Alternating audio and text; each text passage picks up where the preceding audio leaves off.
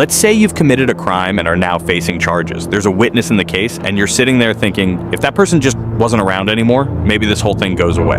Maybe the case falls apart with them being gone. That's the logic the average criminal uses when they take a life during or after a crime. No face, no case. You could be facing 5 years in prison for a simple robbery, but if you took out the witness, you'd be facing 0 years. So long as no one ever catches you for it, because then you're facing life. Obviously, most times, killing someone goes the other way. Sometimes you kill the witness and it doesn't help you at all, it just makes everything 10 times worse. And soon enough, you realize way too late that you just destroyed your own life for absolutely nothing.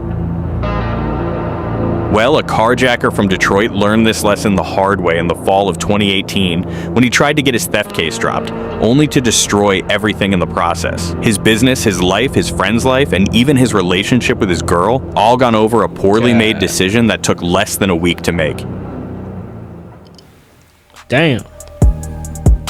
Starkeisha Thompson was 33 years old, living in Detroit with her teenage son. She worked, stayed out of trouble, and minded her business. But in September 2018, she became a victim of something she had nothing to do with. It was September 7th at around 9 at night. Starkeisha and her boyfriend pulled into a BP gas station on North Harper Avenue in Harper Woods to get gas. They were in a nice 2018 Dodge Charger, but someone was eyeing their car. A guy walked up to the driver's side, pulled out a gun, and told them both to get out. Then he just got in the Charger and drove off with it. The guy's name was Kenneth Dixon. He was 26 years old from Warren, about 20 minutes north of Detroit. Harper Woods police spotted the stolen Charger later that night cruising around on Detroit's east side. When they tried to pull him over, Dixon bailed out and tried to run. They caught him after a short foot chase. He got arrested and hit with 15 felony charges, including carjacking, 2 counts of armed robbery, receiving stolen property, and resisting police. They gave this goofy the whole ass package. The judge wasn't playing around either. He denied bond completely and kept Dixon locked up in Wayne County Jail. Turns out Dixon already had a criminal history. He'd done time for armed robbery before and had only gotten out of prison earlier that same year, so he'd been free for maybe a few months before he was right back in a cell, this time facing way more serious charges. Now here's the thing, a lot of people have mixed opinions regarding going to court in cases like a carjacking. You file the police report, sure, you of course tell the cops what happened, but actually going to court, sitting in front of the defendant and testifying against them in person is a whole different level of involvement. A lot of people would just say, nah, I'm good, and try to stay as far away from the whole situation as possible. But Starkeisha wasn't like that. She decided she was going to do the right thing and show up to testify. On October 3rd, 2018, Starkeisha showed up to Dixon's preliminary examination at the courthouse and told the court exactly what happened that night. She identified Dixon as the guy who carjacked them. She walked the prosecutor through the whole incident step by step, pulling into the gas station, the gun being pulled, being forced out of her car, and watching him drive away in it. But while all this was going on, Dixon wasn't just sitting there listening to testimony. He was paying attention to everything in those court documents. And somehow during this whole court process, he managed to get access to Starkeisha's home address. It was right there in the paperwork. Victim information is supposed to be redacted and protected, so defendants can't find out where witnesses live. But Dixon got it anyway due to a failure of the court. Regardless of however the... Now, how the hell the court gonna make a mistake like that, man?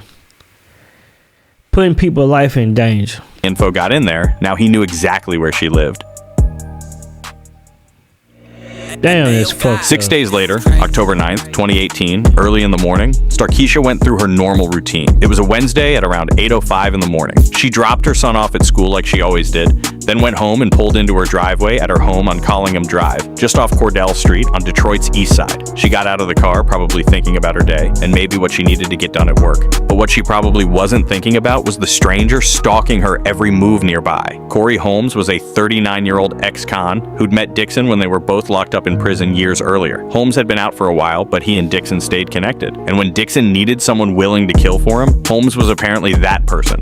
He'd been sitting there waiting for Starkeisha to come home. The moment she stepped out of her car, he walked right up to her in her own driveway and started shooting.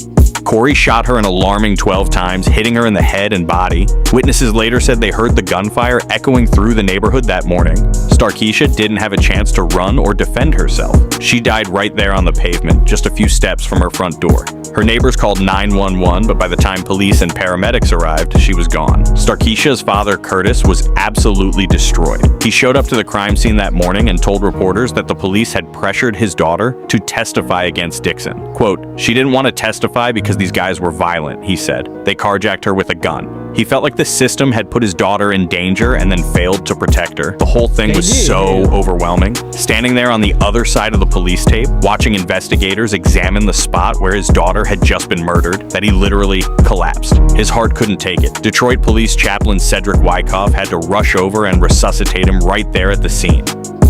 Later, Detroit Police Chief James Craig held a press conference and revealed something important. Before Starkeisha even testified, Dixon and his people had tried to pay her off. They'd reached out and offered her money to stay quiet and not show up to court. She refused multiple times. She wasn't doing it for money or recognition or anything like that. She just thought it was the right thing to do to put the man who robbed her behind bars and prevent him from robbing others. She had no idea that decision would get her killed. Dixon, however, wasn't alone in this. His girlfriend, 23-year-old Yolanda Streeter, had been helping him plan the whole thing. She was on the outside while Dixon was locked up, so she could move around freely and help coordinate everything. And once Starkeisha was dead, all three of them, Dixon, Streeter, and Holmes, probably thought, how is you 39 years old and getting out doing hits, bruh?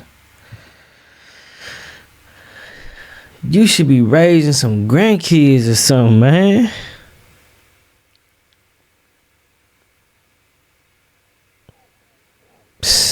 Dumbass. they pulled it off clean. They were dead wrong.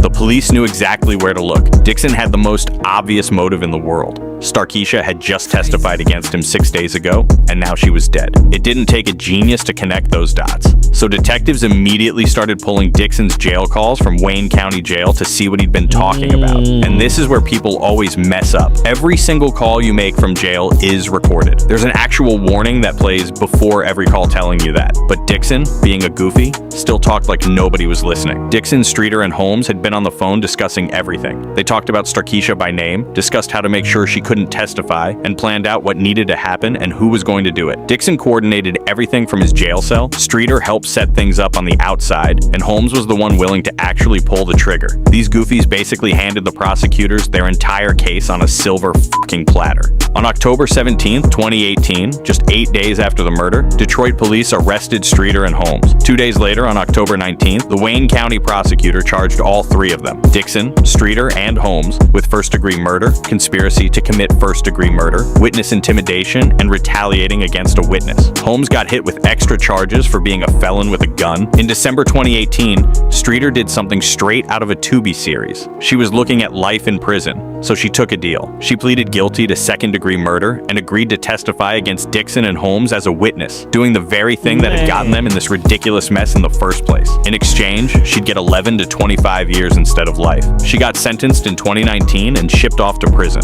Dixon's trial finally happened in October 2022, 4 years after the murder. The delay was partly because of COVID shutting down courts, but also partly because of how complicated the case was. His carjacking case and the murder case got combined into one massive trial, so the jury was hearing about everything at once. The prosecutors played the jail recordings in court. You could hear Dixon's voice on tape discussing the murder, and of course, the jury heard the testimony against him, the evidence regarding the carjacking case that had started the whole thing, and his very, very, very obvious motives. The jury convicted him on everything: first-degree murder, conspiracy to commit first-degree murder, witness intimidation, and witness retaliation. On November 10th, 2022, the judge sentenced him to life without parole on the murder charges, meaning he'd never be eligible for parole, ever. Then the judge added 13 to 22.5 years for the witness intimidation charge and 10 to 15 years for the witness retaliation charge. Those sentences were concurrent, meaning they'd run at the same time as the life sentence. He also got convicted for the original carjacking and got another 29 to 50 years for that.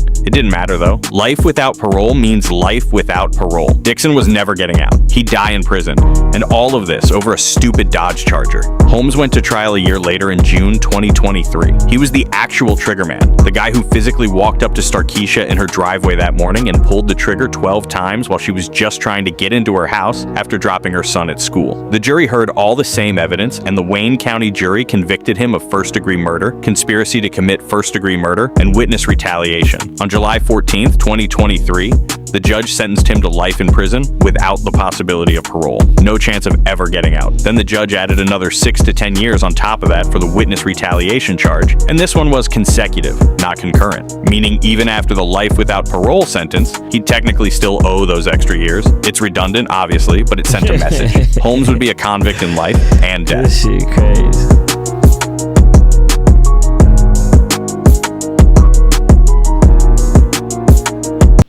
Man, that's what they dumbass get. Now y'all can be sellers again. Stupid. Over a 2018 Dodge Charger, bro. You throw your life away over a car.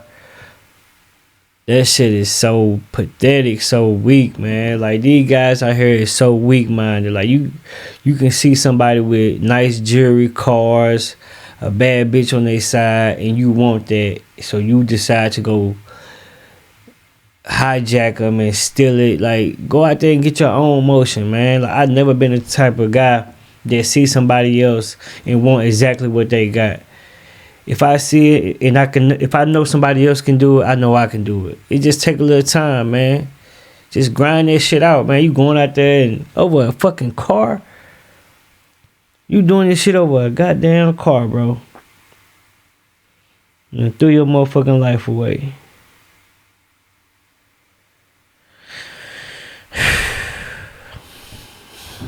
Drop y'all thoughts and opinions in the comments, man. This shit stupid as hell. I'm gone.